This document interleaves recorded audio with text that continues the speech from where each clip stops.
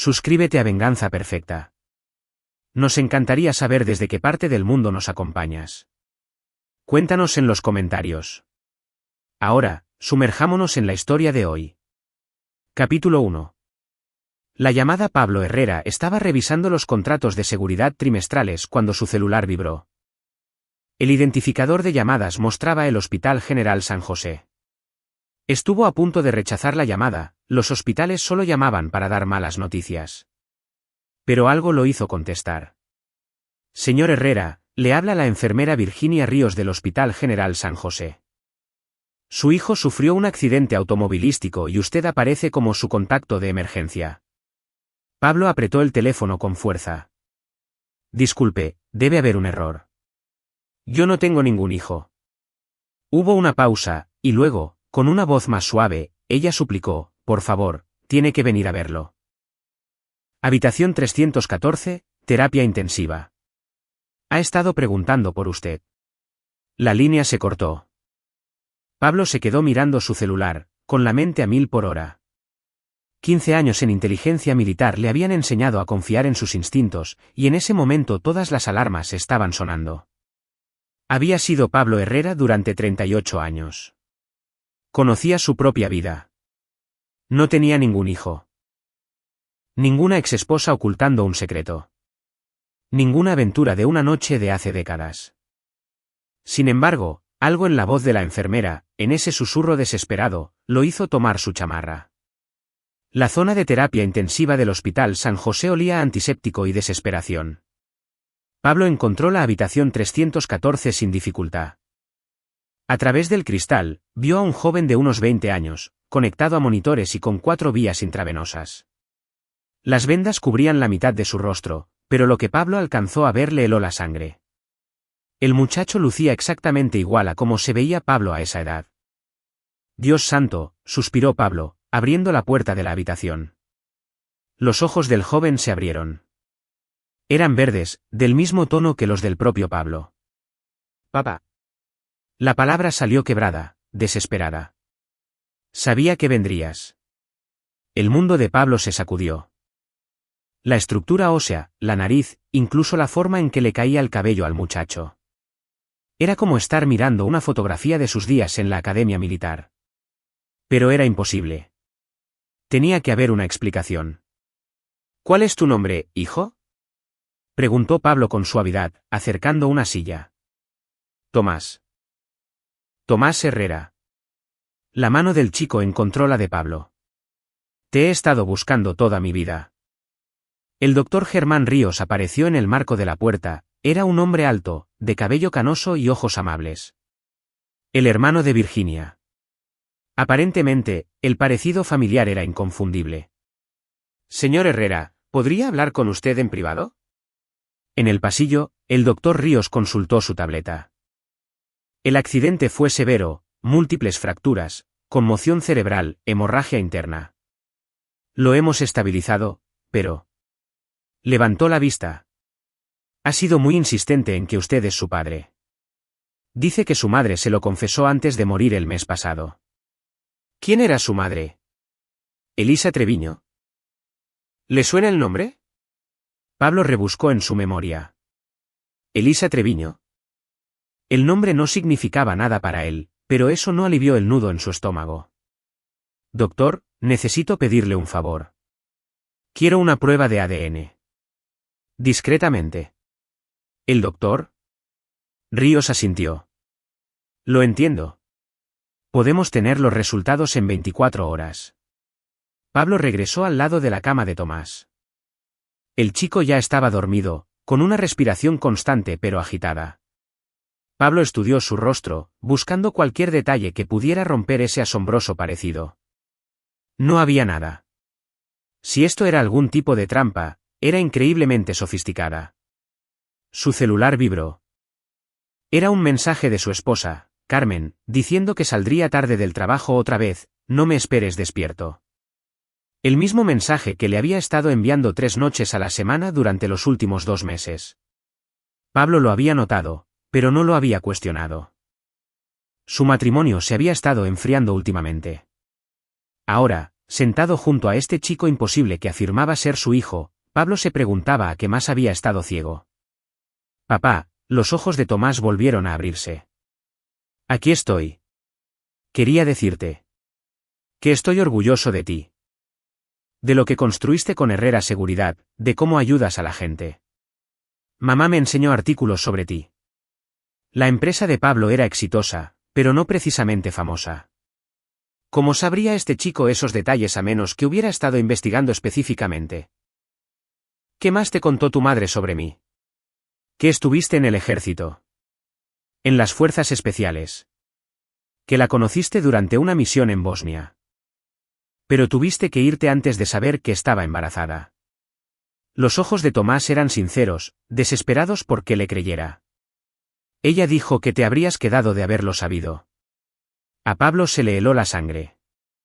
Había estado en Bosnia en 2003, y la línea de tiempo encajaba. Pero nunca había conocido a nadie llamada Elisa Treviño. Aún así, los detalles eran demasiado específicos para ser una simple coincidencia. Descansa un poco, le dijo Pablo. Hablaremos más mañana. Mientras salía del hospital, la mente de Pablo no paraba de dar vueltas.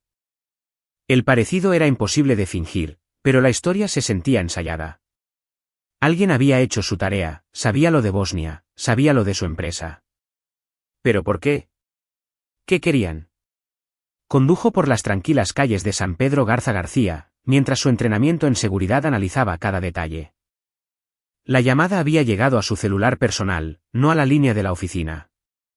Ese número solo lo conocía un puñado de personas, Carmen, su socio Diego Cortés y unos pocos amigos cercanos. Al llegar a casa, Pablo notó que el auto de Carmen no estaba en la cochera. Trabajando hasta tarde, había dicho. Abrió la aplicación de seguridad en su celular, las cámaras que había instalado el año pasado como prueba para los sistemas residenciales de su empresa. La grabación de la cochera mostraba a Carmen yéndose a las 3:47 de la tarde, y no había regresado. Pablo se sentó en su estudio, mirando fijamente una foto de su boda de hace 5 años. Carmen lucía radiante, su sonrisa era genuina. ¿Cuándo habían cambiado las cosas? ¿Cuándo había empezado a alejarse? Sonó su celular. Era Diego Cortés. Pablo, tenemos que hablar. Alguien ha estado escarbando en nuestros contratos de Bosnia. Una búsqueda profunda. Registros militares. Información clasificada. ¿Quién? Aún no lo sé. Pero son buenos. Profesionales. No es una investigación de aficionados. Pablo cerró los ojos. Diego, necesito que hagas una investigación de antecedentes. De espectro completo.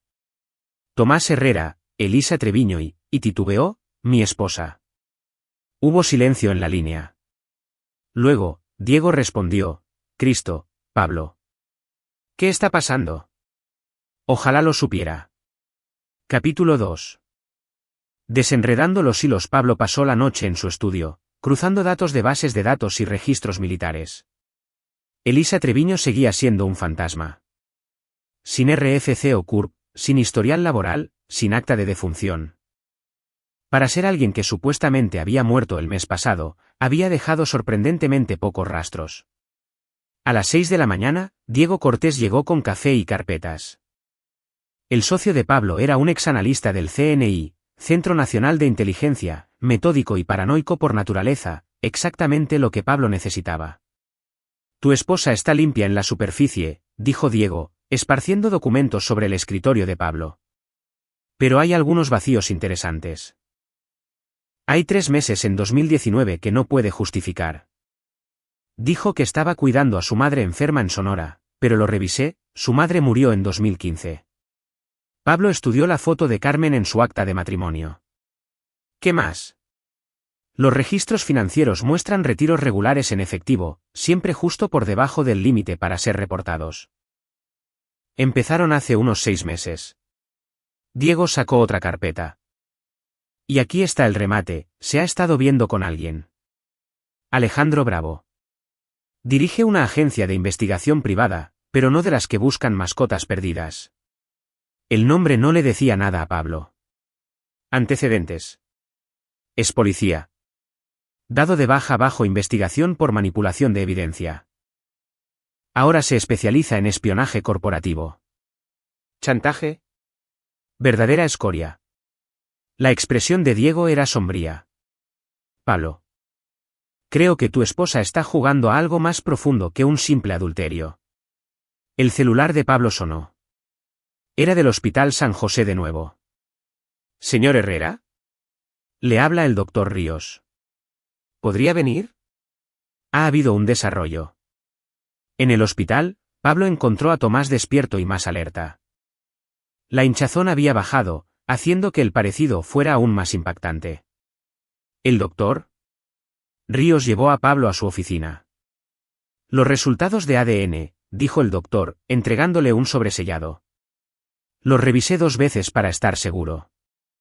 Pablo lo abrió de un tirón, escaneó la jerga técnica y encontró la conclusión, 99,7% de probabilidad de relación paterna. Eso es imposible, dijo Pablo. El ADN no miente, señor Herrera. Según la ciencia, Tomás es definitivamente su hijo biológico. Pablo se quedó mirando el informe. En 15 años de trabajo de inteligencia, había aprendido que cuando algo parecía imposible, es porque te faltaba información crucial. Doctor, necesito otro favor.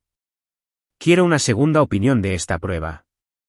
Un laboratorio independiente, muestras diferentes. ¿El doctor? Ríos frunció el ceño. ¿Cree que hubo un error? Creo que alguien está jugando un juego muy peligroso. De vuelta en la habitación de Tomás, Pablo encontró al joven sentado, luciendo más fuerte. Los resultados de la prueba ya llegaron, dijo Pablo con cuidado. Los ojos de Tomás se iluminaron. Y, según el ADN, eres mi hijo. La sonrisa de Tomás fue radiante, pero Pablo captó algo más en su expresión, alivio, como si hubiera estado conteniendo la respiración. Duró solo un segundo, pero el entrenamiento de Pablo le había enseñado a notar las microexpresiones. Lo sabía, dijo Tomás. Siempre lo supe. Cuéntame de tu madre. Todo lo que recuerdes. Durante la siguiente hora, Tomás tejió una historia detallada sobre Elisa Treviño, una enfermera que había conocido a Pablo durante su despliegue en Bosnia. Una madre soltera que había criado a Tomás sola mientras seguía la carrera de Pablo desde lejos. Los detalles eran consistentes, emotivos y completamente convincentes. También eran mentiras. Pablo nunca había participado en la misión que Tomás describió. Había revisado sus registros de despliegue esa mañana, él había estado en Alemania durante el periodo de tiempo en el que supuestamente ocurrió esa relación. Tomás, dijo Pablo suavemente. Necesito salir un momento. Vuelvo enseguida. En el pasillo, Pablo llamó a Diego. Necesito vigilancia sobre Alejandro Bravo.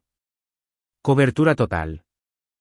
E indaga más profundo en los registros médicos de Tomás. ¿Quién lo trajo? ¿Quién autorizó la prueba de ADN? Todo. Pablo, hay algo más, dijo Diego. He estado monitoreando la actividad en nuestras redes. Alguien ha estado haciendo preguntas sobre ti. Específicamente sobre tu tiempo en Bosnia, y un arsenal de armas que ayudaste a recuperar. A Pablo se le heló la sangre. Ese arsenal de armas había sido clasificado como de alto secreto. Armas químicas que supuestamente habían sido destruidas. Si alguien estaba preguntando sobre esa misión, no estaban buscando una reunión familiar. Diego, creo que estamos lidiando con algo más grande que una simple estafa. Esto podría estar conectado con el trabajo de nuestro gobierno. Activaré los protocolos de casa de seguridad. Cuídate la espalda, hermano. Pablo regresó a la habitación de Tomás y encontró al chico en su celular, hablando en voz baja. Tomás cortó la llamada rápidamente cuando vio a Pablo. Perdón, solo estaba llamando a un amigo, dijo Tomás, a Mirun Matallá en Guadalajara, para avisarle que estoy bien. Otra mentira. El oído entrenado de Pablo había captado la voz al otro lado de la línea. Definitivamente no era un compañero de cuarto en edad universitaria. La voz era de un hombre mayor, profesional, con un ligero acento que Pablo no pudo identificar. Esa noche, Pablo se sentó en su auto afuera de su casa, vigilando. A las 9:47 de la noche, un sedán negro se detuvo. Pablo reconoció al conductor por las fotos de vigilancia de Diego, Alejandro Bravo. Carmen salió del asiento del copiloto, se alisó el vestido y besó a Bravo antes de entrar a la casa. Pablo esperó 10 minutos y luego la siguió al interior. «Hola, cariño», gritó Carmen desde la cocina, con voz alegre y casual. «¿Cómo estuvo tu día?» «Interesante». «¿El tuyo?» «Oh, ya sabes, lo de siempre». Aburridas reuniones del comité en el club. Se movía por la cocina con una soltura ensayada, preparando su coartada. «Hay sobras de guisado si tienes hambre». Pablo observó a su esposa, realmente la observó. 5 años de matrimonio, y la estaba viendo claramente por primera vez. La forma en que evitaba el contacto visual directo, como su risa era un poco más fuerte de lo normal, la energía nerviosa que sugería a alguien operando bajo estrés. «Carmen, tenemos que hablar». Ella se congeló por un instante. «¿De qué?» «Hoy recibí una llamada. De un hospital. Sobre un hijo que supuestamente tengo». El rostro de Carmen pasó por una serie de microexpresiones, sorpresa, cálculo, y luego una preocupación cuidadosamente elaborada. «¿Un hijo?» «Pablo, eso es imposible. Hemos estado intentándolo durante años. La prueba de ADN dice lo contrario». Ahora un miedo genuino parpadeó en sus ojos. «¿Prueba de ADN?» «Pablo, ¿qué está pasando?» Pablo estudió su reacción. O era la mejor actriz del mundo, o no estaba completamente enterada de lo que sea que Alejandro Bravo estuviera planeando. Eso la convertía en una cómplice o en otra víctima. «Carmen, necesito que me digas la verdad. ¿Has estado viendo a alguien?» El silencio se estiró entre ellos. Finalmente, las lágrimas comenzaron a rodar por sus mejillas. «Lo siento, Pablo. No fue mi intención que pasara. Alejandro y yo. Apenas van 6 meses. Pero, Pablo, te juro que no sé nada de un hijo. Alejandro nunca me mencionó nada de eso». Pablo creyó en sus lágrimas, pero no en sus palabras. Los 6 meses coincidían con la línea de tiempo de sus retiros en efectivo y sus reuniones misteriosas. Lo que fuera que Alejandro Bravo estuviera planeando, Carmen estaba más involucrada de lo que admitía. «Empaca una maleta», dijo Pablo en voz baja. «¿Qué?» «Empaca una maleta. Te vas a quedar con tu hermana unos días mientras resuelvo esto». «Pablo, me estás asustando». «Qué bueno. Porque alguien está jugando un juego muy peligroso, y no permitiré que quedes atrapada en el fuego cruzado». Mientras Carmen empacaba arriba, Pablo activó el protocolo de encierro de su sistema de seguridad doméstico, una función que había instalado pero que nunca pensó usar. Cámaras ocultas, sensores de movimiento y alertas automáticas convertirían su casa en una fortaleza. Su celular vibró. Un mensaje de texto de un número desconocido. «Deja de escarbar o el chico muere». Pablo sonrió con amargura. Ahora sí que era un juego de verdad. Capítulo 3. La trampa. Pablo llevó a Carmen a casa de su hermana a medianoche, tomando una ruta sinuosa para comprobar si los seguían. 2 autos los siguieron, eran profesionales, pero no lo suficientemente buenos como para pasar desapercibidos para alguien con el entrenamiento de Pablo. «Pablo, realmente me estás asustando», dijo Carmen mientras entraban en la cochera de su hermana. «¿Qué es lo que no me estás diciendo?» «Mientras menos sepas, más segura estarás». Pablo le entregó un teléfono de prepago. «Usa solo este celular para contactarme». «¿Y Carmen?» «No confíes en Alejandro Bravo. Cualquier cosa que te haya dicho, cualquier promesa que te haya hecho, te está usando». La hermana de Carmen, Laura Macías, abrió la puerta en bata, atrayendo inmediatamente a Carmen a un abrazo protector. A Pablo siempre le había caído bien Laura. Era perspicaz, intuitiva y ferozmente leal a la familia. «Laura, Carmen está en peligro», soltó Pablo sin rodeos. «No puedo explicarlo todo, pero alguien me tiene en la mira y ella es un daño colateral. Manténla alejada de su teléfono, no dejes que contacte a nadie, y llámame de inmediato si Alejandro Bravo aparece por aquí». Los ojos de Laura se afilaron. «¿El investigador privado?» «Pablo, ¿en qué se ha metido Carmen?» «Eso es lo que voy a averiguar». De vuelta en el hospital, Pablo notó que la habitación de Tomás estaba bajo una vigilancia sutil. Había 2 hombres en la sala de espera que parecían guardias de seguridad pero se movían como soldados. Pablo entró por un acceso de servicio, tomando las escaleras para evitar los elevadores principales. Tomás estaba despierto, mirando fijamente al techo. Cuando vio a Pablo, el alivio inundó sus facciones. Tenía miedo de que no volvieras, dijo Tomás. ¿Por qué pensarías eso? No lo sé. Es solo que... He estado solo por tanto tiempo. La idea de que podría perderte. Perderte tan rápido. Pablo se sentó, estudiando el rostro del chico. El parecido seguía siendo asombroso, pero ahora buscaba los signos sutiles de engaño que había sido entrenado para detectar.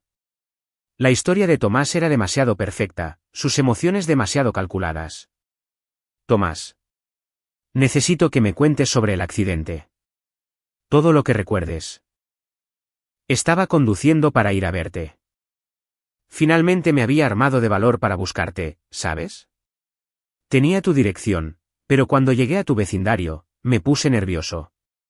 Solo estaba dando vueltas, tratando de decidir qué decir. La voz de Tomás era firme, pero sus manos delataban ligeros temblores. Entonces esta camioneta apareció de la nada. Negra, con vidrios polarizados. Me golpeó deliberadamente. Estoy seguro de ello. Pablo se inclinó hacia adelante. ¿Deliberadamente? ¿El conductor? Solo lo vi por un segundo, pero me miró fijamente justo antes del impacto. Como si supiera exactamente quién era yo. La mente de Pablo corría. Si Tomás estaba diciendo la verdad sobre el atropello deliberado, significaba que alguien lo quería en este hospital, herido y vulnerable. ¿Pero era Tomás una víctima o un participante voluntario? ¿Quién sabía que venías a verme? Tomás dudó. Solo una persona. Llamé a Alejandro Bravo. Es un investigador privado que me ayudó a encontrarte. Él fue quien rastreó tu dirección. A Pablo se le congeló la sangre. ¿Alejandro Bravo te ayudó a encontrarme? Sí, fue increíble. Dijo que se especializaba en reunir familias. Solo me cobró la mitad de su tarifa habitual porque le di lástima, ya sabes. Por crecer sin un padre. Pablo se levantó abruptamente. Tomás no solo se parecía a él. Alguien había alterado quirúrgicamente el rostro del chico. El trabajo era sutil pero visible una vez que sabías qué buscar. Ligeras cicatrices cerca de la línea del cabello, cambios casi imperceptibles en la nariz y los pómulos. Tomás, vuelvo enseguida. En el pasillo, Pablo llamó a Diego. Consígueme todo lo que puedas sobre cirugías recientes de reconstrucción facial en el área de Monterrey. Alguien ha estado jugando a ser Frankenstein. Dios santo, Pablo. ¿Crees que hicieron que el chico se pareciera a ti? Creo que encontraron a alguien que ya se parecía a mí y afinaron los detalles. Revisa reportes de personas desaparecidas, adolescentes fugitivos, cualquiera que encaje en el perfil. Pablo regresó y encontró a Tomás alterado, tratando de sentarse a pesar de sus heridas. ¿A dónde fuiste? Dijiste que volvías enseguida. Solo estaba haciendo unas llamadas. Tomás, necesito preguntarte algo, y quiero que pienses cuidadosamente antes de responder. ¿Alguien te ha sugerido alguna vez que te hagas cirugía plástica? El rostro de Tomás se quedó en blanco. ¿Qué clase de pregunta es esa? Una sencilla. ¿Sí o no? No, por supuesto que no. ¿Por qué necesitaría cirugía? Pablo sacó su celular y le mostró a Tomás una foto suya de hace 20 años. Mira esta foto, luego mírate en el espejo. Dime que no ves el problema. Los ojos de Tomás se movieron rápidamente entre la foto y su reflejo en la ventana oscura. Pablo observó cómo la comprensión amanecía en el muchacho, y con ella, un miedo genuino. Dios mío, susurró Tomás. ¿Qué me hicieron? Por primera vez desde que todo esto empezó, Pablo creyó que la emoción de Tomás era real. El chico no era un cómplice voluntario. Era otra víctima. ¿Quién se te acercó primero? Piensa con cuidado. Antes de Alejandro Bravo. Antes de la prueba de ADN, ¿Quién fue la primera persona que te metió en la cabeza la idea de que podría ser mi hijo? Tomás cerró los ojos, concentrándose. Había esta mujer. Hace unos 6 meses. Dijo que estaba escribiendo un libro sobre hijos de personal militar. Me entrevistó sobre mi madre, sobre crecer sin conocer a mi padre. Parecía tan amable, tan comprensiva. ¿Cuál era su nombre? Melissa Yáñez. Dijo que era periodista independiente. Pablo tomó nota. Otro nombre para rastrear. ¿Qué le dijiste? Todo. Sobre la muerte de mamá. Sobre las pocas pistas que me había dejado de mi padre. Sobre cómo siempre había sentido este vacío en mi vida. A Tomás se le quebró la voz. Ella fue quien sugirió que tal vez podría encontrarlo. Ella incluso me recomendó a Alejandro Bravo. Las piezas estaban encajando. Alguien había identificado a Tomás como un joven solitario y vulnerable, con el aspecto básico y los antecedentes adecuados. Le habían alimentado una historia, refinado su apariencia y lo habían puesto como cebo. Tomás, necesito que escuches con atención. No eres mi hijo biológico. La prueba de ADN fue falsificada, probablemente cambiando las muestras. Alguien te ha usado como parte de una trampa elaborada para ir por mí. El rostro de Tomás se arrugó de dolor. Entonces no lo eres. ¿No eres mi padre? No. Pero eso no significa que te vaya a abandonar. Alguien nos ha lastimado a los dos. Y vamos a hacer que paguen por ello. El celular de Pablo vibró. El nombre de Diego en la pantalla. Pablo, tenemos problemas. Alejandro Bravo acaba de vaciar sus cuentas bancarias y reservó un vuelo a las Islas Caimán. Pero aquí está lo peor. No trabaja solo. Encontré conexiones con Omar Salgado. A Pablo se le heló la sangre. Omar Salgado era un nombre de su pasado, un traficante de armas del mercado negro que había ayudado a encarcelar durante la misión en Bosnia. Salgado había jurado venganza antes de desaparecer en el sistema penitenciario federal. ¿Cuándo salió Salgado? Hace 8 meses. Parece que ha estado planeando esto desde hace tiempo. Pablo miró a Tomás, quien lo observaba con un miedo creciente. Diego, ¿qué tan rápido puedes llegar al hospital? Creo que estamos a punto de tener compañía. 10 minutos. Pablo, sal de ahí ahora mismo. No sin Tomás. Alguien ya intentó matarlo una vez. No lo dejaré aquí como un pato de feria. Pablo se acercó a la cama de Tomás.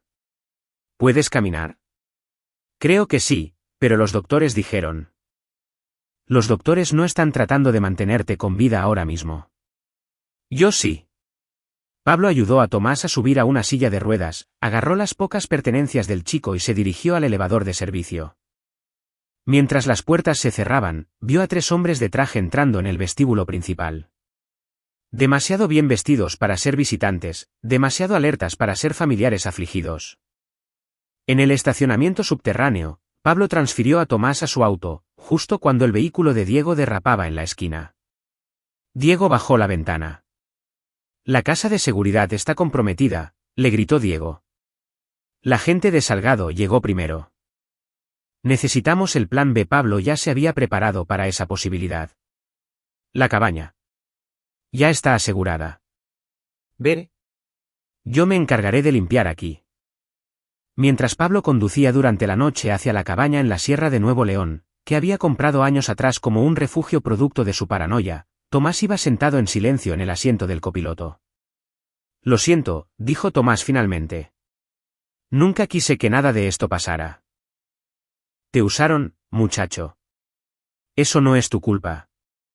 Pablo miró por el espejo retrovisor. Limpio hasta ahora. Pero ahora vas a ayudarme a voltearles el tablero. ¿Cómo? Pablo sonrió con frialdad. Omar Salgado cree que está jugando ajedrez, pero está a punto de aprender que yo prefiero un enfoque mucho más directo. Vamos a darle exactamente lo que quiere y haremos que se arrepienta de haberlo deseado. Tomás se quedó callado por un momento. ¿A qué te dedicas exactamente? Resuelvo problemas. Y ahora mismo, Omar Salgado es un problema muy grande que necesita solución. Capítulo 4. El cazador cazado. La cabaña en la sierra estaba ubicada en 16 hectáreas de bosque en Nuevo León, rodeada de sistemas de alerta temprana que darían envidia al C5.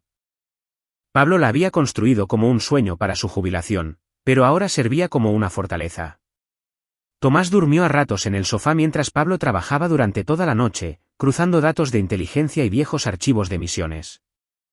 El rostro de Omar Salgado lo miraba fijamente desde un documento clasificado, un hombre delgado, con ojos muertos y cicatrices quirúrgicas a lo largo de la mandíbula debido a la explosión de una granada que Pablo había causado durante su último encuentro. Diego llegó al amanecer con equipo de vigilancia y malas noticias. Salgado no solo busca venganza, dijo Diego, extendiendo fotos sobre la mesa de la cocina. Va por el Arsenal de Sarajevo. Pablo estudió las imágenes, fotos satelitales de un almacén en Bosnia, manifiestos de envío, registros financieros. El arsenal de armas que habían incautado hace 15 años supuestamente había sido destruido, pero Pablo siempre había sospechado lo contrario. ¿Crees que el gobierno se quedó con muestras? Creo que alguien se quedó con todo. Armas químicas, agentes biológicos, suficiente para abastecer a una docena de organizaciones terroristas. Diego sacó otra carpeta. Hace 3 días, alguien accedió a las instalaciones de almacenamiento clasificado. Usaron tus códigos de seguridad. La taza de café de Pablo golpeó la mesa con la fuerza suficiente para despertar a Tomás. Eso es imposible. Mis códigos fueron desactivados cuando dejé el servicio. A menos que alguien de adentro los haya reactivado. Pablo, creo que esto es más profundo que Salgado. Alguien en nuestro propio gobierno está jugando a 2 bandos. Tomás se removió en el sofá, haciendo una mueca de dolor mientras sus heridas le recordaban la realidad. ¿Qué es el Arsenal de Sarajevo? Pablo y Diego intercambiaron miradas. ¿Cuánto debían decirle a un civil atrapado en el fuego cruzado? Armas químicas que interceptamos durante el conflicto en Bosnia, dijo Pablo finalmente. Supuestamente iban a ser destruidas, pero al parecer alguien tenía otros planes. Tomás se sentó lentamente. ¿Y este tal Salgado cree que tú todavía tienes acceso a ellas, o que sabes dónde están realmente? Pablo abrió un mapa en su laptop. La pregunta es, ¿por qué ahora? Salgado ha estado en prisión durante 8 años. ¿Qué ha cambiado? El celular de Diego vibró. Respondió, escuchó y luego colgó con una expresión sombría. Alejandro Bravo no llegó a las Islas Caimán. Encontraron su cuerpo en su oficina hace 20 minutos. Un solo disparo en la cabeza. Ejecución profesional. Pablo sintió cómo las piezas cambiaban en su mente. Salgado está limpiando la casa. Cualquiera que pueda conectarlo con esta operación es un riesgo. Lo que significa que Carmen está en peligro, dijo Tomás en voz baja. Pablo asintió.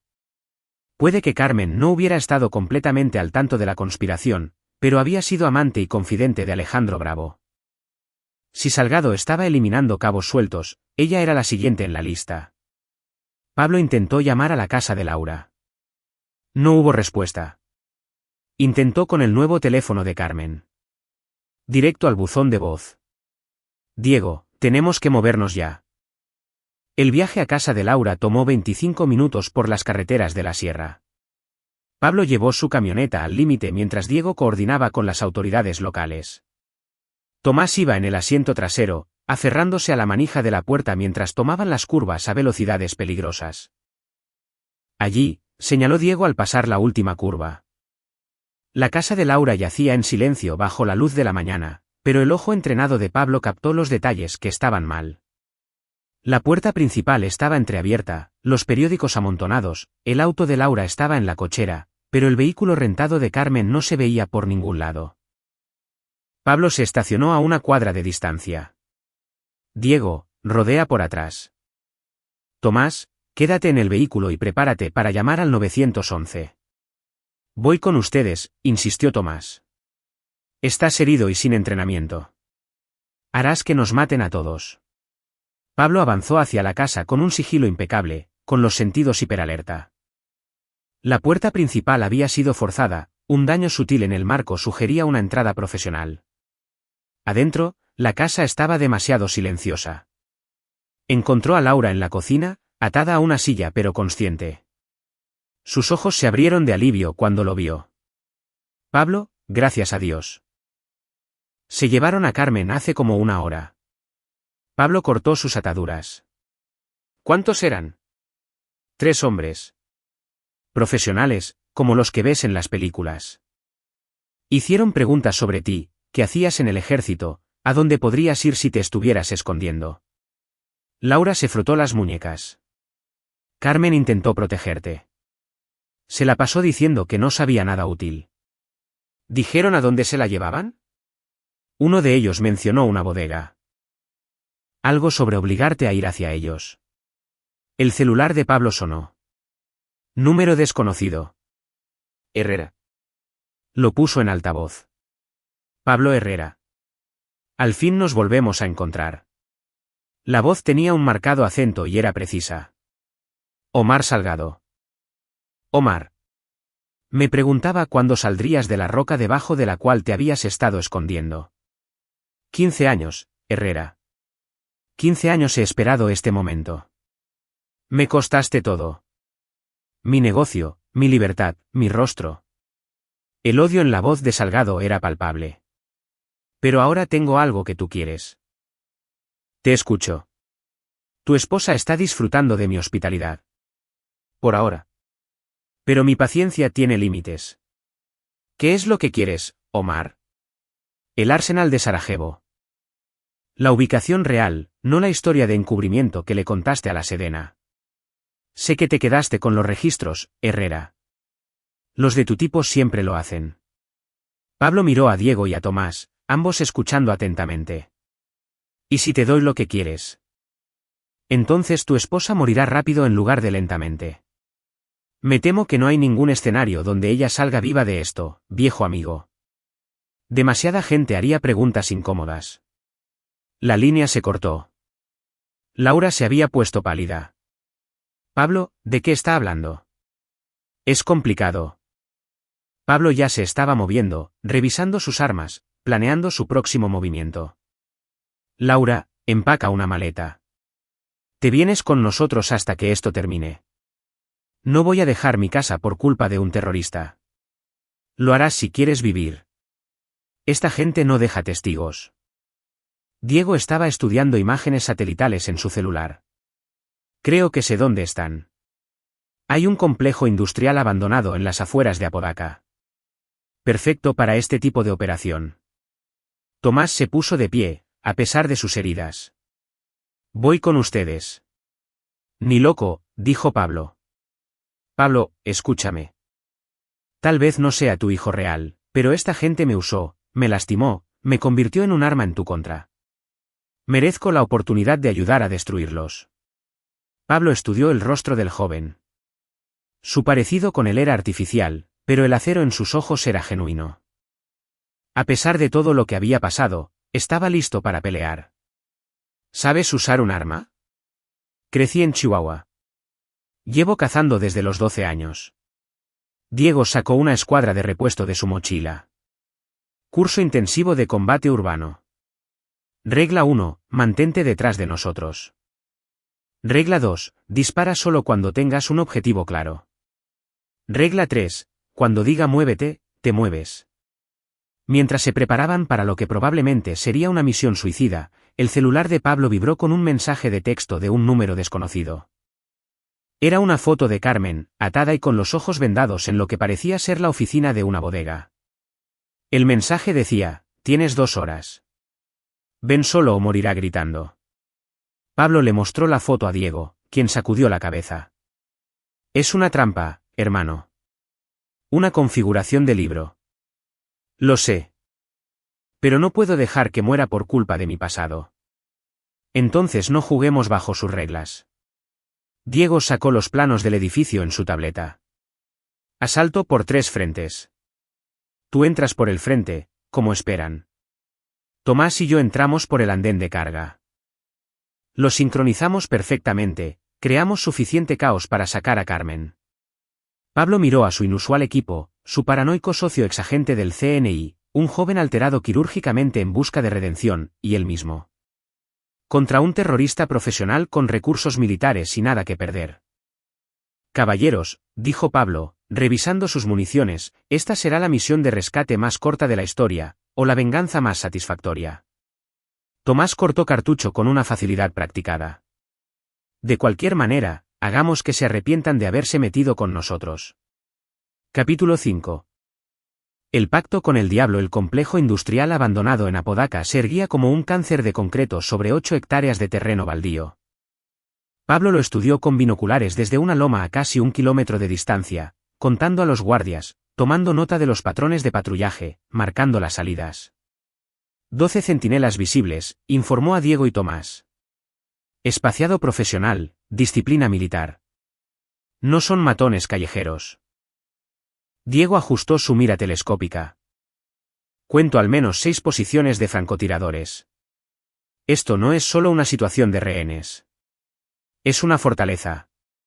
Tomás hizo una mueca de dolor al cambiar de posición, sus heridas aún le molestaban. El edificio de la foto. Es el complejo de oficinas principales, ¿verdad? Pablo asintió. Tercer piso, esquina noreste. Pero llegar allí implica cruzar 200 metros de terreno abierto bajo fuego cruzado. No si creamos la distracción adecuada, reflexionó Diego, estudiando la red eléctrica de las instalaciones. Podría cortarles la electricidad, tal vez iniciar un incendio en el edificio de almacenamiento de químicos. En el caos. Demasiadas variables, interrumpió Pablo. Si algo sale mal, Carmen muere. Su celular sonó. Salgado otra vez. Teniendo dudas, Herrera. Solo admirando tu montaje. Muy minucioso. Aprendí de los mejores. Tu ejército me enseñó mucho sobre la guerra durante mi encierro.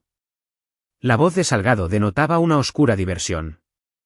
Pero también aprendí sobre ti. Tu perfil psicológico es una lectura fascinante. Pablo mantuvo un tono sereno. Ah, sí. Complejo de héroe, le llamaron. Incapacidad de abandonar a sus compañeros. Incluso en desventaja táctica. Es lo que te hizo un soldado efectivo. Y lo que te hace predecible ahora. Pablo cerró los ojos. Salgado tenía razón. Había caído en trampas obvias antes cuando había vidas en juego. Era tanto su mayor fortaleza como su debilidad más explotable. La ubicación del arsenal, Herrera. Dámela, y haré que esto sea rápido. Necesito ver pruebas de que Carmen está viva primero. Revisa tu celular. El vídeo que llegó mostraba a Carmen en la oficina de la bodega, consciente pero aterrorizada. Estaba tratando de decir algo, pero el audio estaba silenciado. Pablo observó sus labios con cuidado. Estaba articulando, es una trampa, una y otra vez. Incluso en cautiverio, seguía intentando protegerlo. Tienes 1 hora, dijo Salgado. Ven a la entrada principal solo. Cualquier desviación de mis instrucciones, y te enviaré pedazos de tu esposa cada 10 minutos hasta que cumplas. La línea se cortó. Diego negaba con la cabeza. Pablo, no puedes estar considerando esto en serio. No puedo abandonarla. Tampoco puedes salvarla. En el momento en que le des a Salgado lo que quiere, ambos están muertos. Y luego él desaparecerá con suficientes armas químicas para acabar con la mitad del país. Tomás habló en voz baja. ¿Y si no le damos lo que quiere? ¿Y si le damos lo que espera? Ambos hombres lo miraron. Explícate, dijo Pablo. Dijiste que se suponía que el arsenal había sido destruido, ¿verdad? ¿Y si realmente lo fue, pero Salgado no lo sabe? ¿Qué pasa si lo convencemos de que tienes información que en realidad no tienes? Pablo sintió una chispa de posibilidad. Continuó. Hacemos que crea que estás dispuesto a hacer un trato, pero solo bajo tus propios términos. Exige un intercambio de prisioneros en territorio neutral. Oblígalo a sacar a Carmen de su fortaleza. Diego asentía lentamente. Podría funcionar. Pero necesitaríamos ventaja. Algo que Salgado quiera más que su venganza. Pablo hizo memoria de la misión en Bosnia, de la inteligencia que habían recopilado antes de asaltar la operación de Salgado. Había habido algo más. Registros financieros. Cuentas en paraísos fiscales. La ubicación de la riqueza acumulada de Salgado. Sé dónde escondió su dinero, dijo Pablo de repente. 3,600 millones de pesos en oro y arte, enterrados en una bóveda suiza. Él cree que el gobierno los incautó, pero nunca los encontramos. Así que le ofreces un intercambio, su dinero por tu esposa. Y luego. Diego sonrió sombríamente. Luego le quitamos las dos cosas. Pablo volvió a llamar a Salgado. Esta vez estaba listo para negociar. Omar. Tengo una contrapropuesta. Difícilmente estás en posición de hacer exigencias, Herrera. Al contrario. ¿Quieres la ubicación del Arsenal? Yo quiero los números de tus cuentas suizas. Ambos tenemos algo que el otro necesita. Hubo silencio en la línea. Pablo casi podía escuchar cómo trabajaba la mente de Salgado. ¿Qué cuentas suizas? Las que abriste a través de tus empresas fantasma en Zúrich. Las que contienen las ganancias de 15 años de tráfico de armas. Las cuentas que crees que el gobierno estadounidense confiscó, pero que en realidad solo te ocultaron. Más silencio. Pablo estaba apostando a que la avaricia de Salgado superaría a su cautela. Incluso si esas cuentas existieran, dijo Salgado con cuidado, ¿por qué habrías de saber de ellas? Porque yo fui quien las encontró. Y soy el único que conoce los códigos de acceso que necesitarás para recuperar tu dinero después de todos estos años. Estás mintiendo. Pablo recitó de memoria un número de 12 dígitos, el primero de los 3 códigos de acceso de cuentas que se había memorizado hace 15 años. Diego lo miró con sorpresa. Pablo nunca había mencionado que supiera sobre la fortuna oculta de Salgado. Eso es imposible, susurró Salgado. Banco Leu, Zúrich. Titular de la cuenta registrado como Meridian Holdings. Saldo actual limitado a aproximadamente 1,566 millones de pesos, más intereses. ¿Quieres los otros 2 números de cuenta? Pablo podía escuchar una acalorada discusión de fondo, Salgado discutiendo con sus asociados. Al parecer, el dinero era un motivador mucho mayor que la venganza para algunos de ellos. ¿Qué propones? Preguntó Salgado finalmente. Terreno neutral. Aeropuerto Internacional Mariano Escobedo. En la terminal principal. Un lugar público. Muchos testigos. Tú traes a Carmen. Yo llevo la información de las cuentas y la ubicación del Arsenal. Hacemos el intercambio simultáneamente. ¿Y luego? Luego nos damos la vuelta. Tú obtienes tu dinero y tus armas, yo recupero a mi esposa. Un corte limpio. Diego hacía gestos de cortarse el cuello, pero Pablo lo ignoró. Esta era su única oportunidad. Tienes 30 minutos para llegar al aeropuerto, dijo Salgado. Nivel de la terminal, en el extremo sur, cerca de los mostradores de renta de autos. Ven solo. Pablo colgó y se volvió hacia su equipo. Ya escucharon el plan. Diego, necesito que contactes a la seguridad del aeropuerto, explícales la situación sin mencionar el arsenal de armas. Tomás, vienes conmigo, pero a distancia. Si esto sale mal. Definitivamente va a salir mal, interrumpió Diego. Salgado no planea honrar ningún trato. Los matará a los dos y desaparecerá. Probablemente. Pero al menos estaremos lejos de su fortaleza y en un lugar público. Mejores probabilidades de rescate. Peores probabilidades para que él escape limpiamente. Condujeron hacia el aeropuerto en 2 vehículos, con Diego quedándose atrás para evitar ser detectado. La mente de Pablo corría a través de contingencias, planes de respaldo y señales de emergencia. Había hecho intercambios de rehenes antes, pero nunca con riesgos tan personales. Tomás iba en el asiento del copiloto, revisando repetidamente su pistola oculta. Pablo, ¿puedo preguntarte algo? Dime. ¿Por qué confías en mí? Por lo que sabes, todavía podría estar trabajando para ellos. Pablo consideró la pregunta. Porque tuviste la oportunidad de advertir a Salgado sobre nuestra vigilancia, y no lo hiciste. Porque podrías haberme matado en esa habitación del hospital si hubieras querido. ¿Y por qué a veces tienes que confiar en tus instintos sobre las personas? ¿Y qué te dicen tus instintos sobre mí? Pablo miró al muchacho que había sido alterado quirúrgicamente para parecerse a él. ¿Qué estás enojado, asustado y buscando a alguien en quien creer?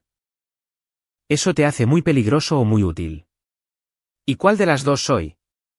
Supongo que lo averiguaremos en unos 20 minutos. A medida que el aeropuerto de Monterrey aparecía a la vista, el celular de Pablo vibró con un último mensaje de texto de Salgado. Sin trucos, Herrera. Tengo a 6 hombres en esa terminal, y todos tienen órdenes de matar a tu esposa a la primera señal de engaño. Pablo le mostró el mensaje a Tomás. ¿Listo para esto? Tan listo como puede estar alguien para caminar hacia una trampa mortal con un hombre al que conoce desde hace 2 días. Pablo sonrió sombríamente. Muchacho, si sobrevivimos a esto, te adopto de verdad. Tienes la actitud correcta para esta familia. Capítulo 6. Sangre y traición. El aeropuerto internacional Mariano Escobedo zumbaba con el típico caos de media tarde, viajeros corriendo para no perder sus vuelos, familias reuniéndose, empresarios ladrando por teléfono. La fachada perfecta para un intercambio clandestino. Pablo caminó solo por la terminal principal, con todos los sentidos hiperalerta. Tomás estaba posicionado cerca del área de comida rápida, fingiendo leer un periódico mientras vigilaba la entrada sur. Diego se había coordinado con la seguridad del aeropuerto para tener oficiales vestidos de civil dispersos por toda el área, pero solo se les había informado que una disputa doméstica podría escalar a violencia.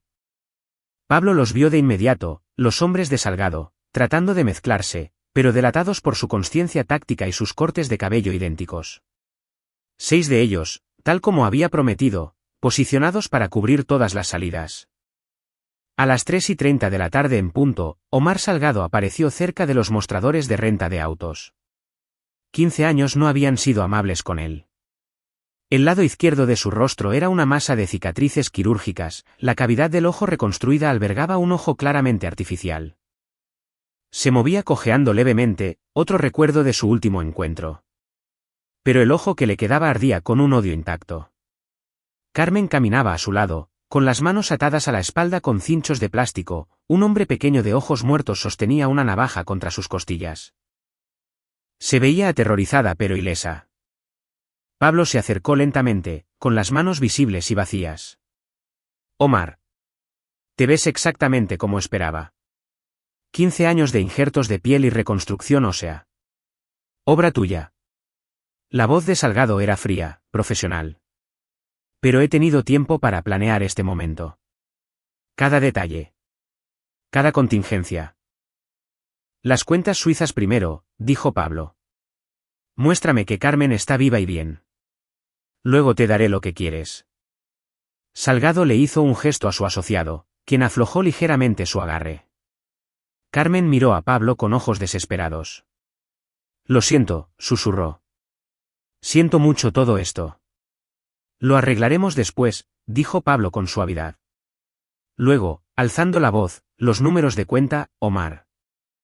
Meridian Holdings, Avelan Enterprises y Phoenix Trading Corporation, en Zúrich, Ginebra y Lugano, respectivamente. Un total de 4,140 millones de pesos, más 15 años de intereses. Pablo pudo ver la avaricia en las facciones llenas de cicatrices de Salgado. El dinero superaba a la venganza, al menos temporalmente. ¿Y la ubicación del arsenal? Bosnia. Distrito de almacenes en Sarajevo. Coordenadas 43.8563 grados N, 18.4131 grados E. Un búnker subterráneo accesible a través de la antigua planta de tratamiento de aguas residuales. Salgado sacó un teléfono satelital y ladró las coordenadas a alguien. Pablo escuchó lo suficiente de la conversación para entender que Salgado tenía un equipo a la espera en Bosnia, listo para verificar la ubicación. Tomará 6 horas confirmar tu información, dijo Salgado. Hasta entonces, tu esposa sigue siendo mi invitada. Ese no fue el trato. El trato era que te daría lo que quieres. Quiero confirmación antes de soltar nada. Pablo esperaba esto. Entonces esperamos juntos. Un lugar público, muchos testigos. Tus hombres pueden mantenernos cubiertos, pero nadie se mueve hasta que tu equipo en Bosnia confirme la ubicación. Salgado consideró esto. Pablo podía verlo sopesando las variables. El entorno público hacía que la violencia fuera riesgosa, pero 6 horas le daban tiempo para planear una ejecución más limpia. Muy bien. Pero, Herrera, cualquier truco, cualquier intento de pedir ayuda, y tu esposa morirá lentamente. Tomaron asiento en la sala de espera de la terminal, un cuadro surrealista de terrorismo internacional desarrollándose entre vuelos retrasados y cafeterías caras. Los hombres de Salgado mantuvieron sus posiciones mientras el hombre de la navaja se quedó cerca de Carmen. El celular de Pablo vibró. Un mensaje de Tomás: 6 hombres, todos armados. Diego tiene a la seguridad del aeropuerto lista para actuar a tu señal. Pablo borró el mensaje sin responder. Cualquier señal de coordinación externa desencadenaría la masacre que Salgado claramente estaba planeando. Esperaron durante 2 horas. Pablo estudiaba a sus enemigos, memorizando rostros, notando la colocación de las armas, calculando ángulos de ataque. Salgado hacía lo mismo, ambos depredadores reconocían el potencial letal del otro. A las 5:47 de la tarde, el teléfono satelital de Salgado sonó. Sí. Escuchó con atención, y su rostro marcado se fue oscureciendo con cada palabra. ¿Estás seguro? Revisa de nuevo. Pablo observó cómo la expresión de Salgado pasaba de la anticipación a la confusión, y luego a la ira.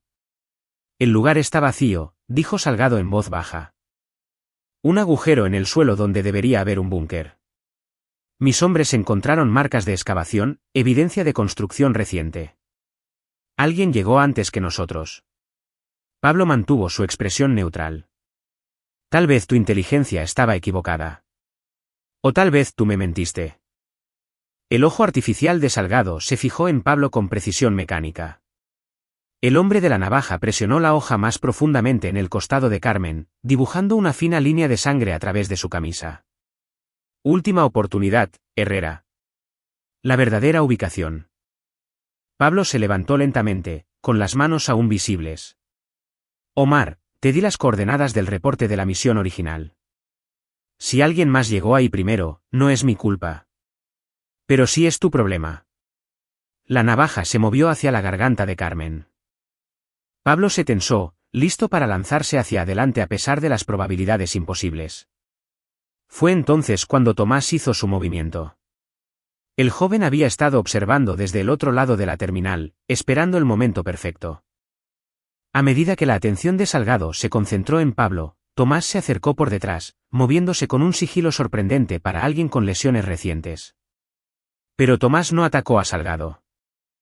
En su lugar, caminó hasta el hombre que sostenía a Carmen y le dijo en voz muy alta: «Tío Omar, dijiste que me comprarías un recuerdo cuando llegáramos». Todas las cabezas giraron. El hombre de la navaja pareció confundido, su agarre se aflojó lo suficiente como para que Carmen se retorciera y escapara. «¡Corre!», gritó Pablo, lanzándose hacia Salgado mientras el caos estallaba a su alrededor. La terminal estalló en pánico. Los viajeros gritaban y se dispersaban mientras los hombres de Salgado sacaban sus armas ocultas. La seguridad del aeropuerto irrumpió desde múltiples direcciones, alertada por el equipo preposicionado de Diego.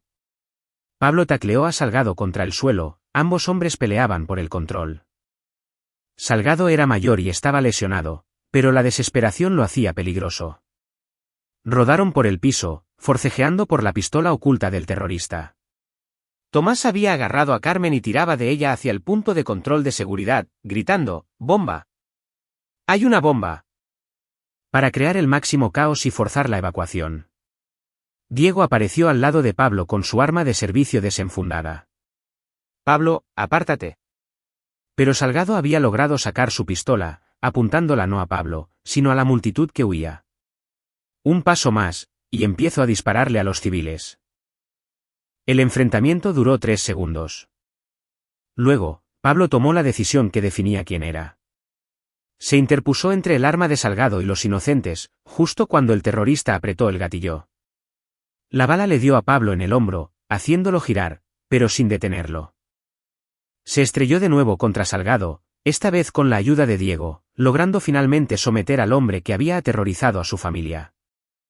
Seguridad del aeropuerto y agentes de la FGR, Fiscalía General de la República, inundaron la escena, arrestando a los asociados de Salgado y asegurando el área.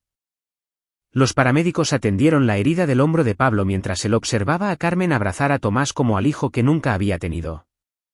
Diego apareció junto a Pablo justo cuando el paramédico terminaba de vendar su hombro. Los 6 hombres están bajo custodia. Salgado está hablando, tratando de llegar a un acuerdo.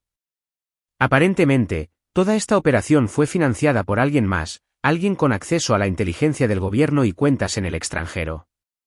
Pablo levantó la vista bruscamente. ¿Alguien de adentro? Eso parece. ¿Las cuentas bancarias en Suiza que mencionaste? Fueron vaciadas hace 3 meses por alguien con credenciales de la Secretaría de Relaciones Exteriores y del CNI.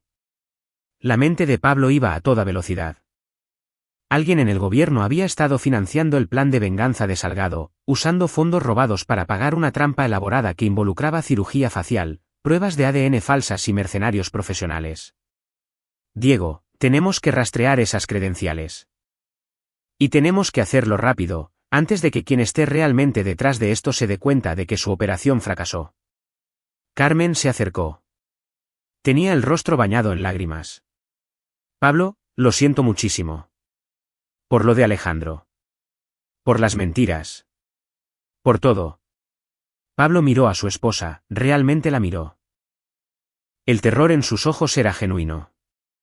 Pero había algo más. Alivio. No solo por haber sido rescatada, sino por algo más profundo. Carmen, ¿cómo supo Salgado sobre las cuentas en Suiza?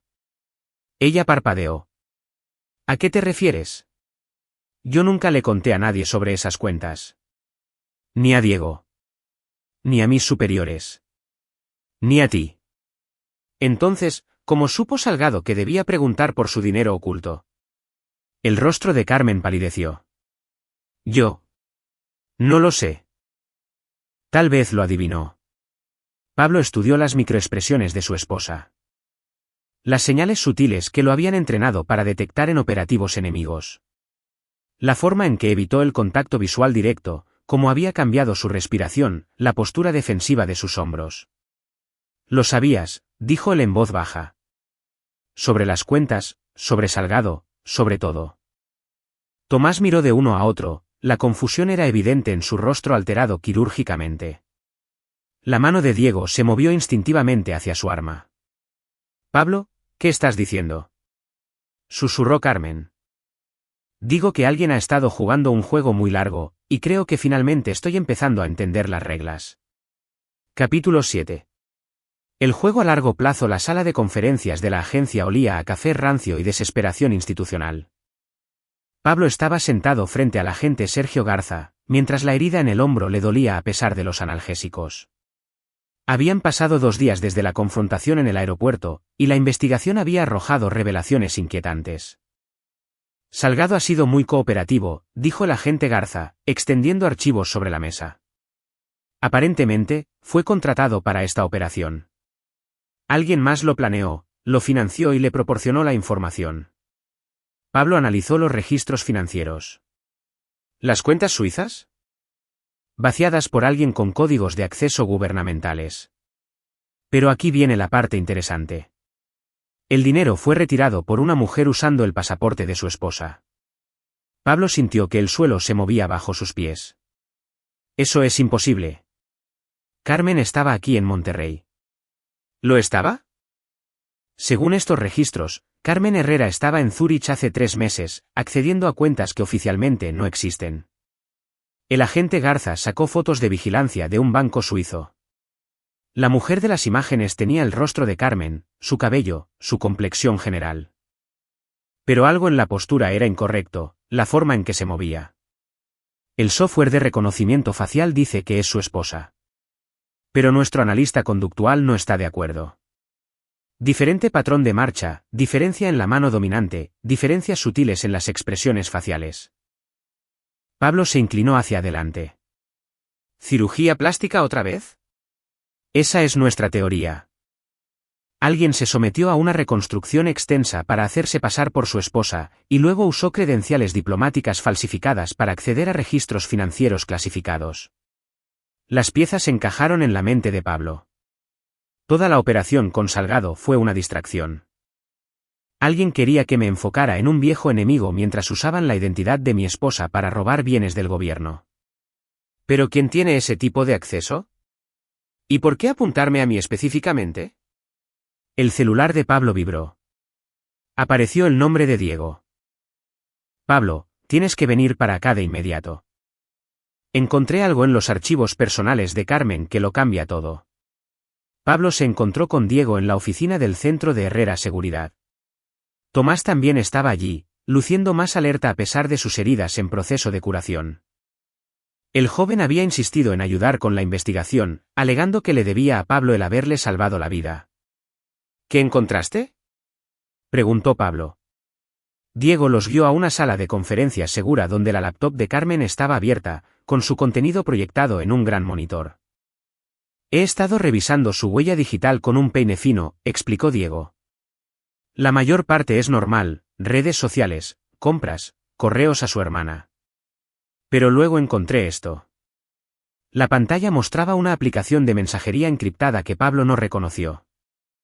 Diego hizo clic a través de una serie de conversaciones que le helaron la sangre a Pablo. El sujeto P se está volviendo suspicaz. Recomiendo acelerar la línea de tiempo. Cuentas suizas accedidas con éxito. Fondos principales transferidos a Cayman Holdings. Operación Salgado aprobada. El sujeto P debe ser neutralizado tras la recuperación. ¿Sujeto P?, dijo Pablo en voz baja. ¿C de Carmen o P de Pablo? P de tu nombre, respondió Diego, algo que solo conoce tu familia y amigos cercanos. Tomás habló. Pablo, mira las fechas. Estos mensajes se remontan a 8 meses atrás. Antes de que Melissa Yáñez me contactara. Pablo estudió las marcas de tiempo. La conspiración había sido planeada con casi un año de anticipación, con meticulosa atención al detalle. Alguien lo había estado observando, aprendiendo sus rutinas, identificando sus debilidades. Las pruebas de ADN, dijo Pablo de pronto. Diego, abre los expedientes médicos de Tomás en el hospital. Diego tecleó rápidamente. Aquí están. Pero, Pablo, estos parecen legítimos. Mira más de cerca. ¿Quién autorizó las pruebas? ¿Quién procesó las muestras? La expresión de Diego se oscureció. El doctor Germán Ríos. Pero verificamos sus credenciales. ¿Y verificamos su relación con la enfermera Virginia Ríos? ¿O solo asumimos que eran hermanos porque compartían el apellido? Pablo sacó su celular y llamó al Hospital General San José. Habla Pablo Herrera. Necesito hablar con el doctor Germán Ríos de inmediato. Lo siento, señor, pero el doctor Ríos no trabaja aquí. No tenemos a ningún doctor con ese nombre en nuestro personal. Pablo colgó y miró a su equipo. El hospital estuvo comprometido desde el principio. Médico falso, probablemente enfermera falsa también. Podrían haber manipulado las muestras de ADN, los expedientes médicos, todo. Tomás palideció. ¿Quieres decir que todo lo del hospital fue actuado? No todo el hospital, solo el personal clave involucrado en tu caso. Pablo pensaba a toda velocidad. Alguien con serios recursos y conexiones gubernamentales orquestó toda esta operación. Diego abrió más archivos. Pablo, creo que sé con quién estamos lidiando. Mira esto. La pantalla mostraba un expediente de personal de Corina Jiménez, subdirectora de operaciones encubiertas del CNI, Centro Nacional de Inteligencia. Una mujer de unos 50 años con cabello gris acerado y el tipo de rostro que sugería que había visto demasiado y perdonado muy poco. Nunca he oído hablar de ella, dijo Pablo. Porque se especializa en operaciones que oficialmente nunca ocurren. Presupuestos negros, asesinatos extraoficiales. El tipo de trabajo que mantiene segura a la democracia al abandonar los principios democráticos. Pablo estudió la foto de Jiménez. Había algo familiar en sus facciones, pero no lograba identificar qué era. Diego, ¿cuál es su conexión con la misión en Bosnia? Era el enlace de inteligencia para las operaciones en los Balcanes. Oficialmente, coordinaba entre agencias militares y civiles. Extraoficialmente. Diego abrió documentos clasificados, ella estaba a cargo de asegurar activos de alto valor para uso futuro. ¿Incluyendo armas químicas? Incluyendo todo. ¿El Arsenal que pensaste que había sido destruido? Jiménez lo hizo trasladar a una instalación clasificada. Ha estado sentada sobre suficientes armas bioquímicas para abastecer una guerra pequeña. Tomás se inclinó hacia adelante. Entonces, ¿por qué ir tras Pablo? Si ya tiene las armas, ¿qué necesita de él? Pablo sintió que la respuesta se cristalizaba en su mente. Negabilidad plausible. Si esas armas salen a la luz algún día, necesita a alguien a quien culpar. Un agente renegado que se salió de control, robó activos del gobierno y se los vendió a los terroristas. A ti, dijo Diego. El chivo expiatorio perfecto. Un veterano condecorado con un pasado misterioso y acceso conveniente a información clasificada. Pablo se puso de pie, caminando de un lado a otro mientras el alcance completo de la conspiración se volvía claro. Me ha estado tendiendo una trampa durante meses. El hijo falso estaba destinado a desestabilizarme emocionalmente, a hacerme actuar de manera irracional. La operación de Salgado se suponía que terminaría con mi muerte, convirtiéndome en un héroe mártir que murió combatiendo el terrorismo mientras, en secreto, yo era el verdadero villano. Diego asentía sombríamente. ¿Y Carmen? O es una conspiradora voluntaria, o es otra víctima. Pero con esos mensajes encriptados. Pablo dejó la frase en el aire. Tomás se veía confundido. Pero la mujer en Suiza no podía ser Carmen. Dijiste que el análisis de comportamiento mostró diferencias.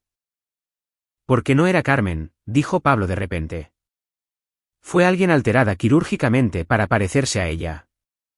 Igual que te alteraron a ti para parecerte a mí. La revelación golpeó a los tres hombres a la vez. ¿Corina Jiménez?, suspiró Diego. Se hizo cirugía plástica para hacerse pasar por Carmen. Pablo volvió a abrir la foto de Jiménez, estudiando la estructura ósea, la ubicación de los ojos, la geometría facial general. Con modificaciones quirúrgicas, el parecido podría ser asombroso. Ha estado planeando esto durante años. Creó una identidad falsa, robó millones en fondos gubernamentales y orquestó un montaje elaborado que me destruiría a mí mientras la enriquecía a ella. Diego ya estaba tecleando, cruzando expedientes quirúrgicos y registros de viaje. Pablo, tenemos que movernos rápido. Si Jiménez se da cuenta de que su operación fracasó, desaparecerá con esas armas y suficiente dinero para vivir como una reina en cualquier parte. ¿Dónde está ahora? Según los registros del CNI, está de licencia administrativa. Pero su última ubicación conocida fue. Diego se detuvo, revisando múltiples bases de datos. Su casa en Coyoacán, Ciudad de México, comprada a través de una empresa fantasma hace 6 meses. Pablo miró su reloj. Podemos estar en la CDMX en hora y media de vuelo. Pero esto ya no es un trabajo para civiles. Tenemos que contactar a la FGR, conseguir apoyo oficial. Pablo, dijo Tomás en voz baja. ¿Qué hay de Carmen? ¿Es parte de esto o es otra víctima? Pablo miró su celular, donde esperaban 17 llamadas perdidas de su esposa. La había estado evitando desde lo del aeropuerto, inseguro de qué creer. Solo había una forma de averiguarlo. Marcó el número de Carmen. Ella contestó al primer tono. Pablo, gracias a Dios. ¿Dónde estás? He estado muerta de la preocupación. Estoy en la oficina. Carmen, tenemos que hablar. Sobre Alejandro Bravo.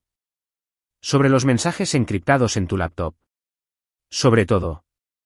Silencio en la línea. Luego. ¿Qué mensajes encriptados?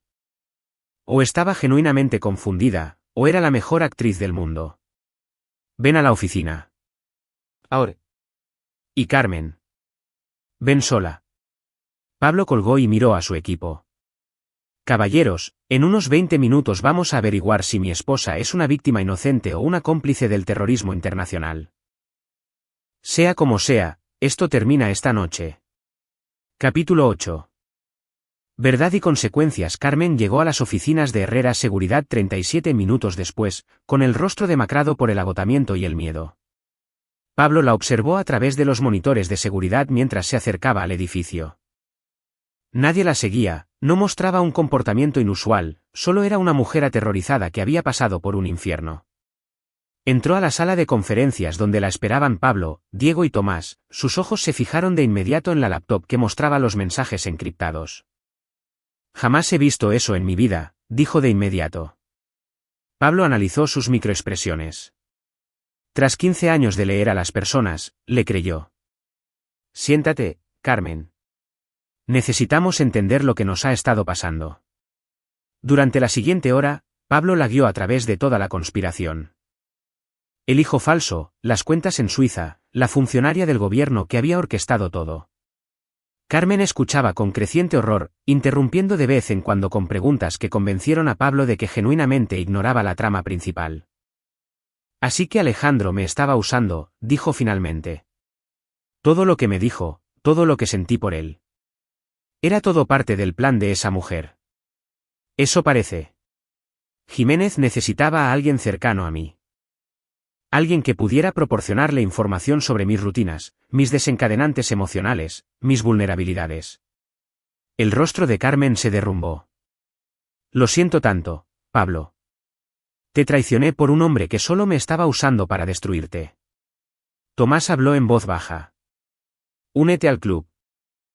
Yo pensé que estaba encontrando a mi padre. Resulta que solo era un arma en la guerra de alguien más. La computadora de Diego emitió una alerta. Pablo, tenemos un problema. Corina Jiménez acaba de abordar un jet privado en el aeropuerto Benito Juárez. El plan de vuelo muestra las Islas Caimán, pero eso podría ser una distracción. Pablo se levantó. Tenemos que movernos ya. Diego, contacta al agente Garza, cuéntale todo lo que hemos descubierto. Tomás, tú vienes conmigo. Tomás lo interrumpió. Absolutamente no. Aún te estás recuperando de la cirugía y del accidente automovilístico. Pablo, esa mujer destruyó mi vida. Me usó como a una marioneta. Merezco la oportunidad de confrontarla. Tú mereces la oportunidad de vivir una vida normal. Ir tras Jiménez es trabajo militar, no justicia civil. Carmen se levantó. Yo también voy. Ambos hombres la miraron sorprendidos. Alejandro me usó para lastimarte, continuó ella. Jiménez me manipuló para que traicionara a mi propio esposo. No voy a esconderme mientras tú limpias mi desastre. Pablo sacudió la cabeza. Carmen, esto no se trata de culpa o redención. Jiménez es una agente profesional con entrenamiento militar y sin nada que perder. Matará a cualquiera que la amenace. Entonces tal vez sea hora de que alguien la amenace a ella. Diego levantó la vista de su computadora. Pablo, es posible que no tengamos opción. El avión de Jiménez acaba de cambiar de rumbo. No se dirige a las Caimán. Viene de regreso hacia acá. ¿Por qué lo haría? Pablo se detuvo al darse cuenta. Porque no puede desaparecer mientras nosotros sigamos vivos. Sabemos demasiado, tenemos demasiadas pruebas. Necesita terminar el trabajo. Diego analizó los datos de seguimiento del vuelo. Aterrizará en el aeropuerto del norte en 90 minutos. Pablo. Está trayendo la pelea hacia nosotros. La mente de Pablo repasó opciones tácticas. Jiménez vendría preparada para la guerra, probablemente con un equipo de mercenarios y acceso a las armas químicas que había robado.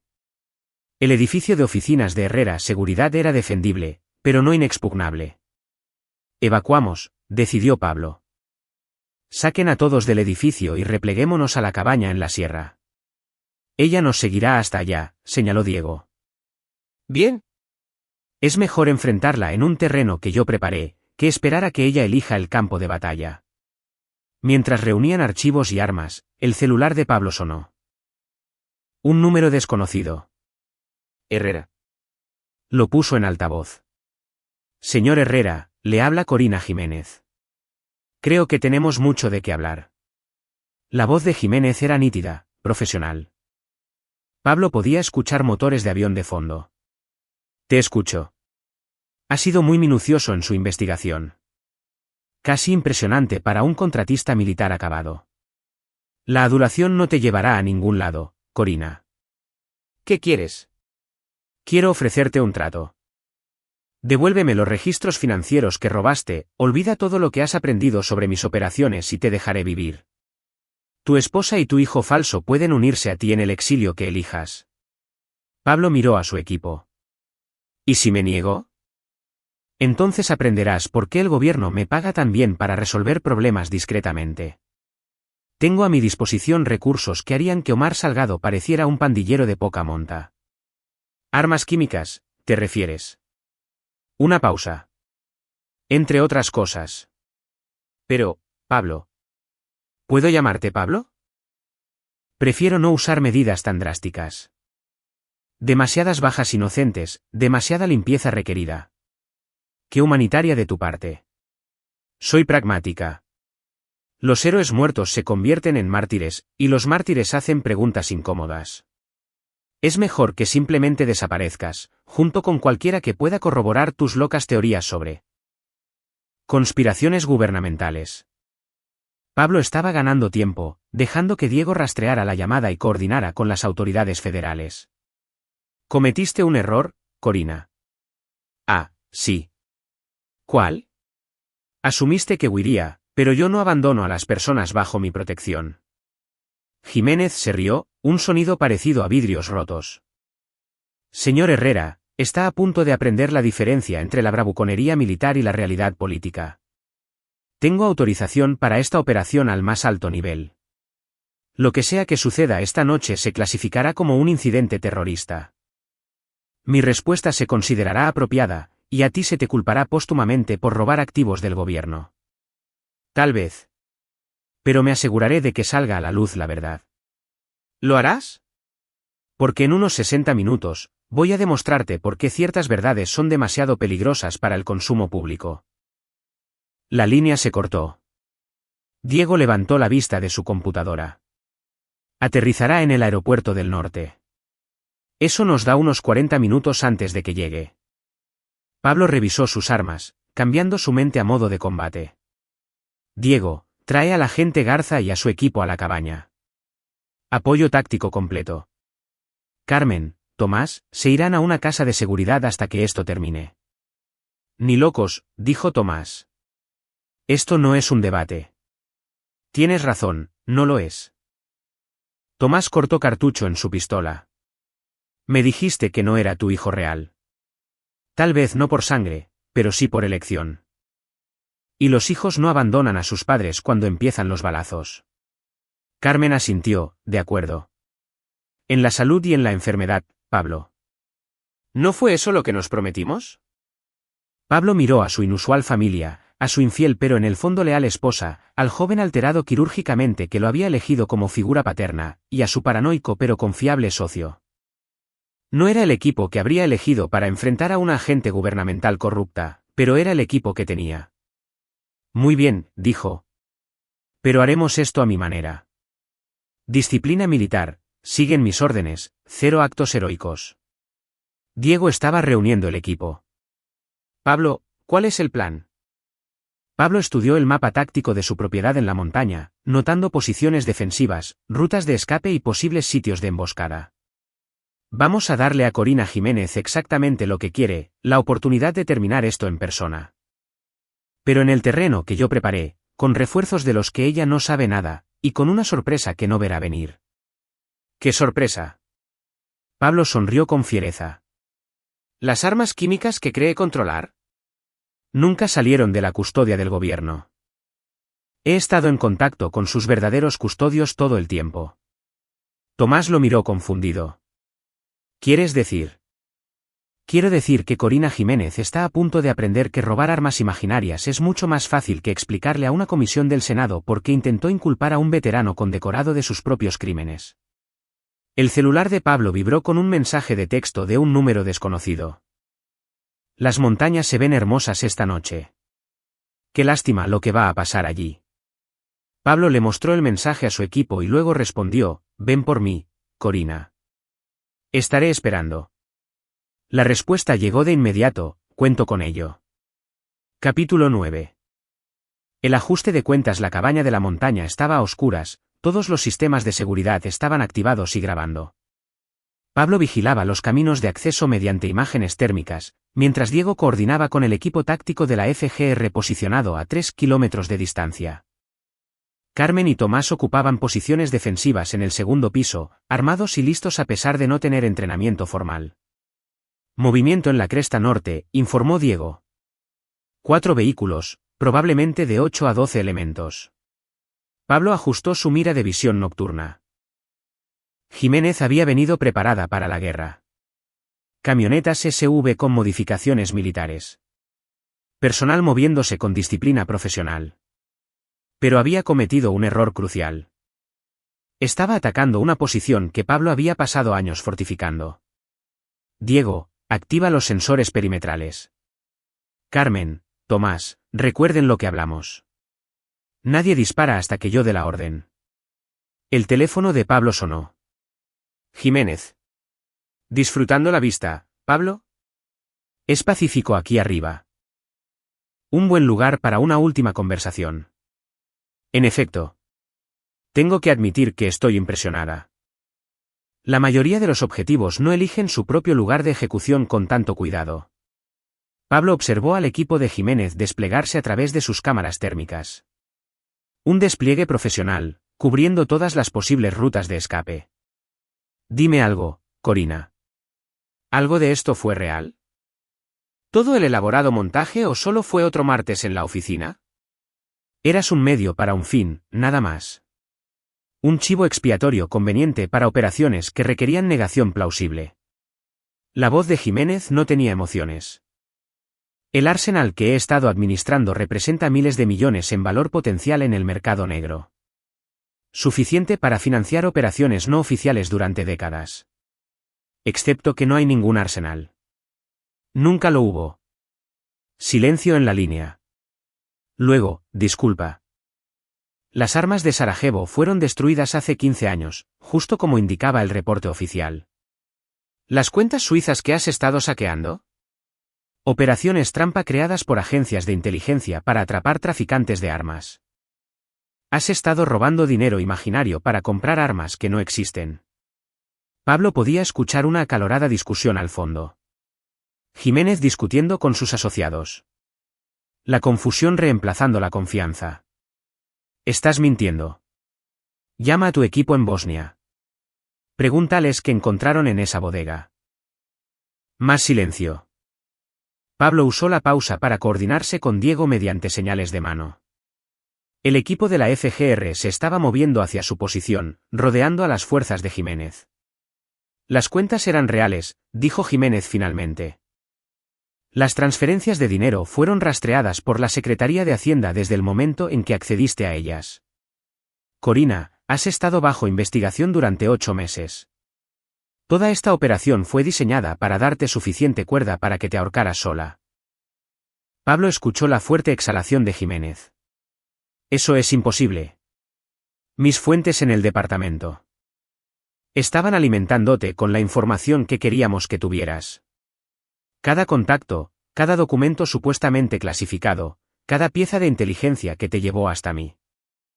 Todo fue cuidadosamente construido para hacerte cometer crímenes federales mientras eras monitoreada por personas que realmente podían detenerte. La verdad golpeó a Jiménez como un golpe físico. Pablo pudo escucharla maldecir, el sonido del equipo siendo arrojado. Incluso si eso es cierto, dijo finalmente, de todos modos vas a morir esta noche. Tengo suficientes armas convencionales para arrasar esa cabaña con todos adentro. Tal vez. Pero tendrás que explicar en una audiencia legislativa por qué asesinaste a un testigo federal mientras estabas bajo la vigilancia de 3 agencias diferentes. Pablo escuchó el arranque de los vehículos, el equipo de Jiménez estaba empezando a retirarse. Se había dado cuenta de la trampa demasiado tarde. Esto no se ha acabado, Herrera. Sí, se acabó. Pablo le hizo una señal a Diego, quien activó el último componente de su sistema de defensa, reflectores de grado industrial que convirtieron la noche en día, eliminando la ventaja táctica de Jiménez y resaltando las posiciones de su equipo para los agentes de la FGR que se aproximaban. La montaña estalló en un caos controlado. Los agentes federales entraron desde 3 direcciones, usando altavoces para exigir la rendición. Los mercenarios de Jiménez, atrapados entre defensas preparadas y superioridad numérica, tenían pocas opciones. La mayoría eligió rendirse. Corina Jiménez no lo hizo. Pablo observó a través de su mira telescópica cómo se separaba de su equipo, corriendo hacia la cabaña con un bolso que probablemente contenía suficientes explosivos para destruir el edificio. Se movía con una eficiencia desesperada, una profesional que había elegido la destrucción mutua antes que la captura. Diego, dispara, ordenó Pablo. Está vestida de civil, no tiene un arma visible. Reglas de enfrentamiento. Lleva explosivos hacia un edificio que contiene testigos federales. Haz el disparo. El rifle de Diego sonó una vez. Jiménez tropezó, pero siguió moviéndose, protegida por un chaleco antibalas. Llegó al porche delantero de la cabaña antes de que Pablo le saliera al encuentro.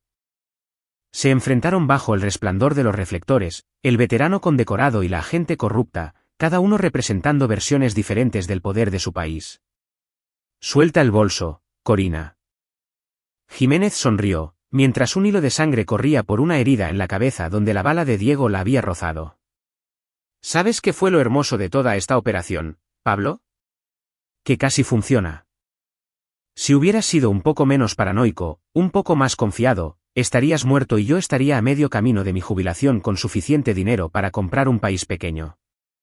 Pero no lo fui. No. Pero aún puedo llevarte conmigo.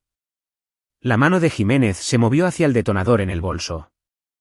Pablo disparó 2 veces, directo al centro de masa, antes de que pudiera completar el movimiento. Ella cayó de espaldas fuera del porche, el dispositivo explosivo rodó a una distancia segura del edificio.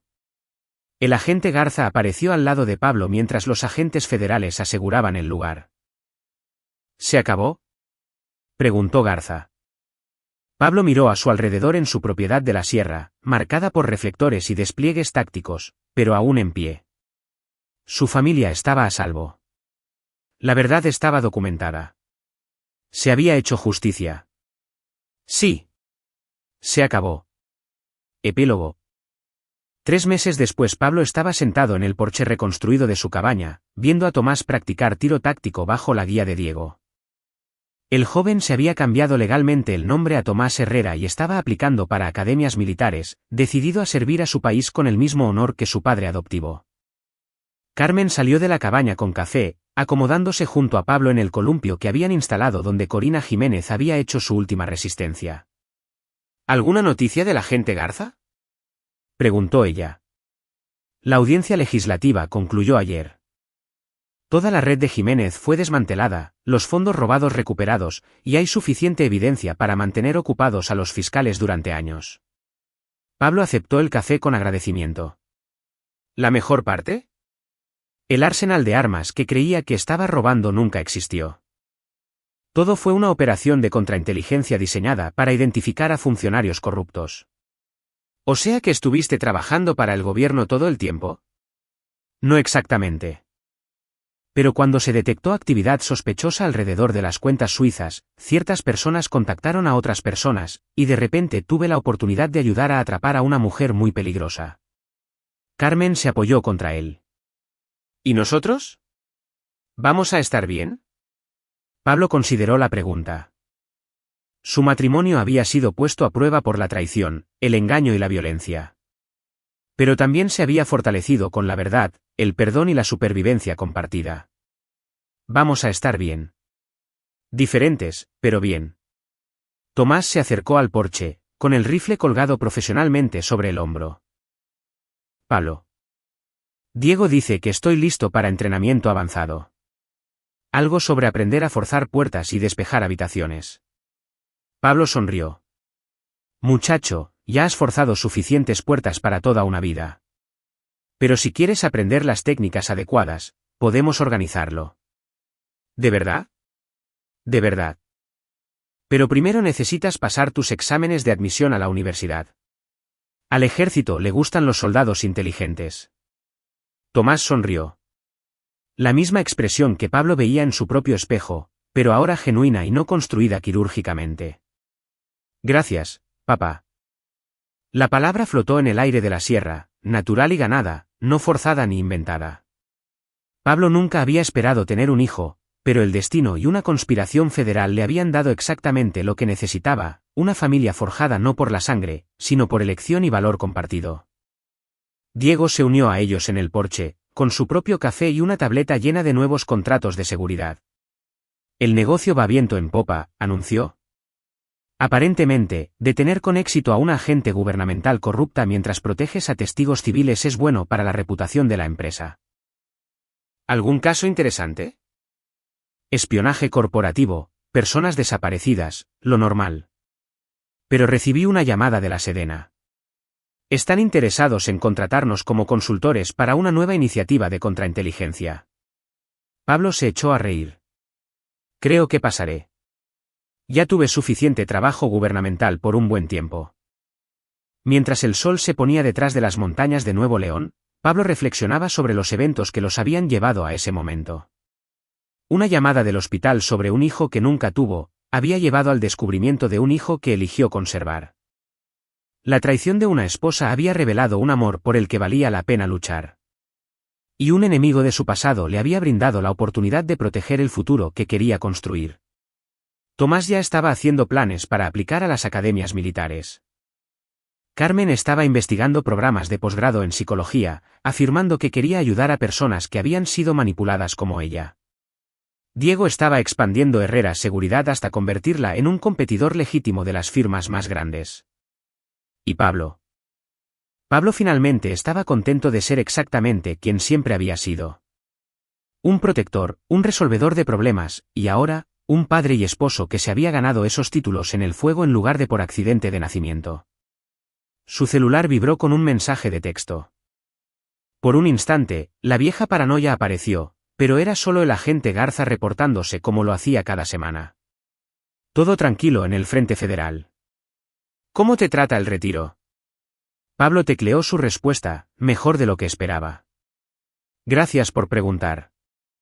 Guardó el teléfono y atrajo a Carmen hacia él, viendo a Tomás y a Diego planear su próximo ejercicio de entrenamiento. El mañana traería nuevos retos, nuevos problemas que resolver, nuevas personas a las que proteger. Pero esta noche, en su porche reconstruido con vistas a las montañas donde había enfrentado a una agente corrupta y elegido a su propia familia, Pablo Herrera estaba exactamente donde pertenecía.